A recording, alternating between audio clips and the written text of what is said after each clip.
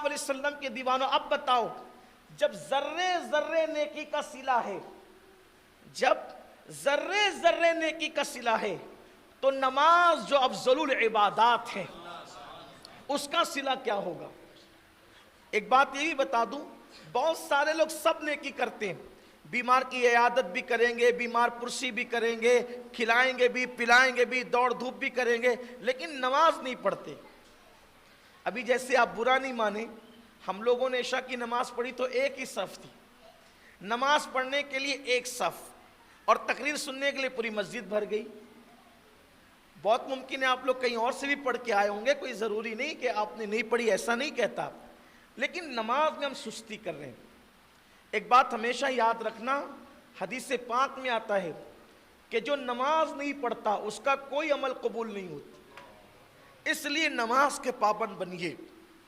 बल्कि मैं चंद दिनों से पूरे हिंदुस्तान में ये आवाज़ और ये सदा लगा रहा हूँ, एक दीवाने की तरह मैं लोगों से कहता हूं कि अगर सुन्नत नहीं पढ़ते, फर्ज भी नहीं पढ़ते, टाइम नहीं मिलता, तो ठीक है, कोई बात नहीं, कम से कम फर्ज पढ़ लिया करो। भाई जब कोई नमाज ही नहीं पढ़ते, आपके पास टाइम नहीं है, तो कम से कम फर्ज के लिए 5 मिनट का टाइम निकाल लो। जमात के टाइम मस्जिद में आओ, नमाज पढ़ के चले जाओ, फर्ज ही पढ़ के चले जाओ। ये नहीं कह रहा हूं कि सुन्नत छोड़ो, वल्लाह कभी नहीं, ये कहता हूं कि फर्ज पढ़ लो, फर्ज तर्क मत करो। तो इसलिए ईमान बचाने के लिए, अपना इस्लाम बचाने के लिए, अपना दीन धर्म बचाने के लिए कम से कम फर्ज नमाज के लिए टाइम निकाल लो। नमाज छोड़ करके अपना ईमान हम साबित नहीं कर सकते, अपना इस्लाम हम साबित नहीं कर सकते। इसलिए खुदा के लिए अपने आप पे रहम करो, अपने हाल पे रहम करो, क्योंकि फरमाया गया जब बेनमाजी मरता है तो पहले उसका ईमान छीना जाता है, उसके बाद उसकी रूह निकाली जाती है। यानी बेनमाजी मरता है तो मरने से पहले माज़ अल्लाह डर है कि वो काफिर हो जाता है।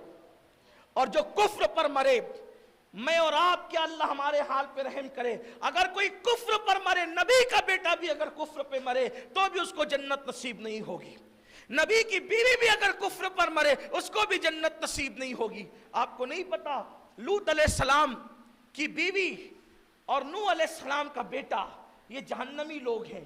क्यों? इसलिए कि ये कुफ्र पर मरे। अब आप मुझे बताएं, नबी की बीवी होना कितना बड़ा शरफ है, नबी की बीवी होना कितना बड़ा शरफ है, नबी का बेटा होना कितना बड़ा, अरे नबी की नालैन होना कितना बड़ा शरफ है, तो नबी का बेटा तो बहुत बड़ी बात है। नबी की नालैन होना कितना बड़ा शरफ है, नबी का असा होना कितना बड़ा शरफ है, नबी का बेटा होना कितना बड़ा अजीम शरफ। मैं कहता हूं आले नबी होना ये किस्मत से नसीब होता है, ये हाथों का मामला नहीं होता, खुद बनने का मामला नहीं होता, कोशिशों का मामला नहीं होता, काविशों का मामला नहीं होता।